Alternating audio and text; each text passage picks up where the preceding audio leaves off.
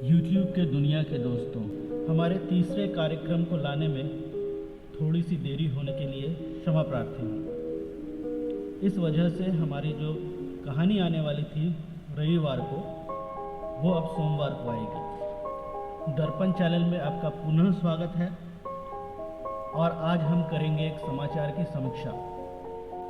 दोस्तों, जब मैं समाचार की समीक्षा के लिए समाचार ढूंढने बैठा तो ऐसा लगा जैसे भारतीय मीडिया में समाचार तो बहुत है लेकिन समीक्षा करने लायक समाचार बहुत कम है। इस बार जो हमने समाचार चुना है वो है NCERT द्वारा 12वीं के सिलेबस में इतिहास की जो किताब है उससे मुगलों का इतिहास समाप्त किया गया है, ऐसी समाचार सुनाई दे रही है।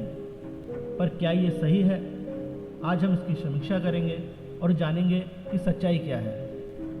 तो एक बार फर्ज कर लेते हैं कि जो कहा जा रहा है कि मुगलों का इतिहास मिटा दिया गया है वो सच है।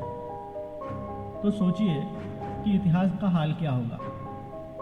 महाराणा प्रताप किससे लड़ रहे होंगे या छत्रपति शिवाजी किससे लड़ रहे होंगे या पेशवा बाजीराव किससे लड़ रहे होंगे, क्योंकि इन सब का द्वंद्व तो मुगल साम्राज्य के साथ था।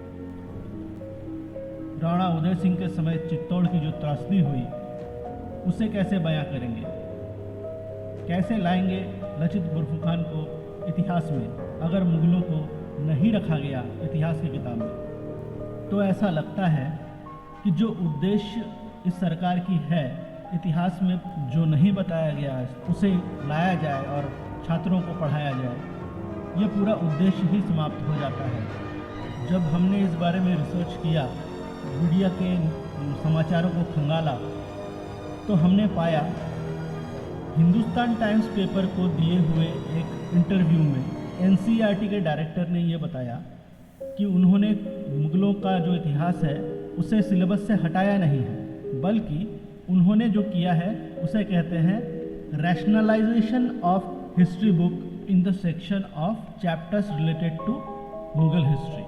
उनका ये कहना है कि इस प्रोसेस को इसलिए लाया गया ताकि कोविड-19 के समय जो स्टूडेंट्स पर प्रेशर पड़ा था, उनके मानसिकता पर, उनके मेंटल हेल्थ पर, वो पढ़ाई में जो प्रेशर पड़ता है उसकी वजह से कोई समस्या ना हो, इसलिए उनका प्रेशर कम करने के लिए ये कदम उठाया गया।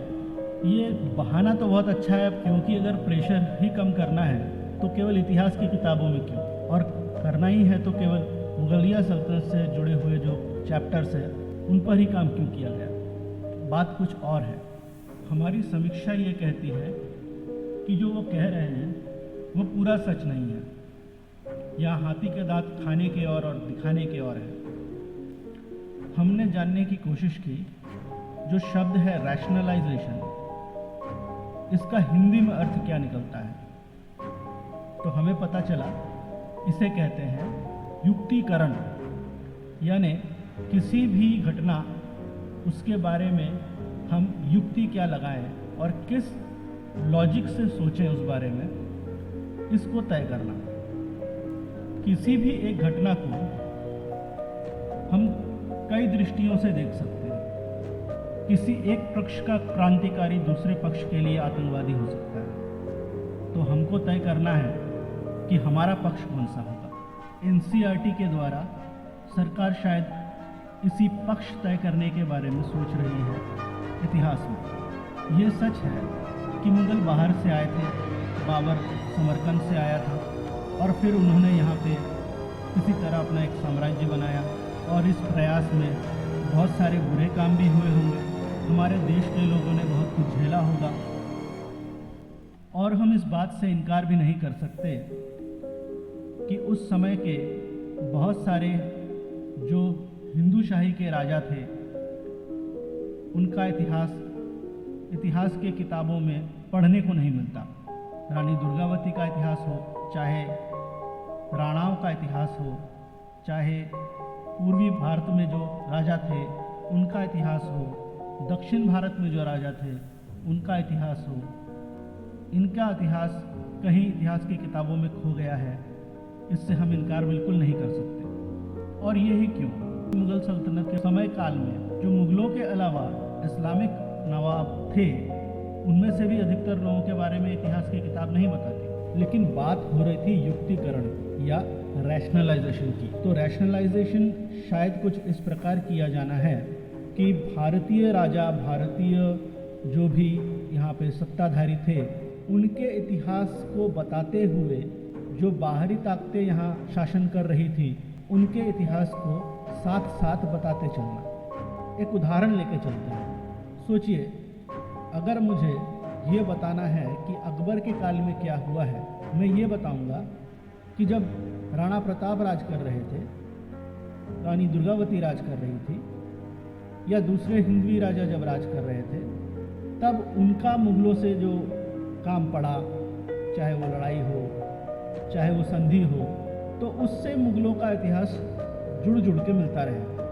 मतलब बात यह है कि अगर मुझे सराय घाट के लड़ाई के बारे में बताना है तो मैं यूं बताऊंगा कि लचित बुरफुखान नाम के एक सेनापति थे जो अहम डायनेस्टी के अंदर में काम करते थे, और औरंगजेब की सेना उनके राज्य में आई आक्रमण करने के लिए, और वो उनसे कैसे लड़े। न कि मैं ये बताऊंगा कि भारत के बादशाह औरंगजेब असम गए लड़ने के लिए और वहाँ अहोम से लड़ाई हुई और उस लड़ाई में उनकी हार हुई। चलिए एक और उदाहरण से समझते हैं। एक घटना, मेवाड़ के राणा हुआ करते थे उदय सिंह, जो चित्तौड़गढ़ से शासन कर रहे थे, और अकबर का उन पे आक्रमण होता है, और उसके बाद घटना में जो जो हुआ वो बयां किया जाएगा। न कि ऐसा कि मेवाड़ जीतने के लिए अकबर ने चित्तौड़ पर चढ़ाई की और उसके बाद घटना में क्या क्या हुआ वो बयां किया जाए। दोनों घटनाएं एक ही हैं, दोनों को देखने की जो दृष्टि है वो अलग अलग है। तो मैं शायद सफल हुआ हूँ आपको ये समझाने में कि जिस रैशनलाइजेशन के तलाश में एनसीईआरटी है वो आखिर है क्या। अब जब किताबें छप के आएंगी तभी पता चलेगा कि वो अपने रैशनलाइजेशन में कितना सफल हुए, कितना वो इसको पक्षपात रहित रख सके, जो कि इतिहास को होना चाहिए, ये हम देखेंगे। पर मैं ये बता दूं कि मुझे तो कम से कम अभी जो एनसीईआरटी की किताबें हैं वो भी पक्षपात रहित नहीं लगती। वो किसी एक पक्ष के बारे में ज़्यादा बोलती है, और ऐसा ना हो कि जो नई किताबें आए वो किसी दूसरे पक्ष के बारे में ज़्यादा बोले। अभी इतिहास की किताबों को लेकर जो काम कर रहे थे ये उनकी बुद्धिमत्ता, उनके विवेक पे निर्भर करता है। चलिए अब जरा ये सोच कर देखते हैं कि ये जो रैशनलाइजेशन किया जाएगा इसका परिणाम क्या क्या हो सकता है। बहुत सारे वाजिब सवाल उठकर आते हैं, जैसे क्या 14% मुस्लिम जनता भारत की वो इस रैशनलाइजेशन को किस तरह से लेंगी। क्या सरकार का ये कदम देश के अंदर सांप्रदायिक सौहार्द को और बिगाड़ेगा जो पहले से बिगड़ा हुआ है। क्या बाहरी ताकतें जो भारत विखंडन के लिए हमेशा तत्पर है ये उनको रोकेगा, या उनके हाथों में ये एक और हथियार होगा भारत में समस्याएं खड़ी करने के। ये सारे प्रश्न विचार योग्य हैं। मैं चाहूँगा कि आप इन प्रश्नों पर सोचें, कमेंट बॉक्स पर हमें बताएं कि आप इस विषय पर क्या सोचते हैं। दोस्तों, अभी तक आपने इस वीडियो में जो भी सुना वो पूर्णतः हमारी समीक्षा थी, हमारे रिसर्च पर। आप इससे अलग मत रख सकते हैं, आपका अलग दृष्टिकोण हो सकता है। ये समाचार पर मेरी समीक्षा थी, न कि स्वयं में एक समाचार। तो कृपया इसमें फैक्ट्स ढूंढने की कोशिश न करें। इस वीडियो को अगर 2000 से ज़्यादा व्यूज़ और लाइक्स मिलते हैं तो मैं इस विषय पर एक और वीडियो ज़रूर लाऊंगा, और गहन समीक्षा के साथ, और शायद तब तक एनसीईआरटी की किताबें आ जाएं और उन पर समीक्षा करने को मिले। तब तक के लिए चैनल को सब्सक्राइब कीजिए, वीडियो को लाइक और शेयर कीजिए। बने रहिए दर्पण चैनल के साथ। धन्यवाद।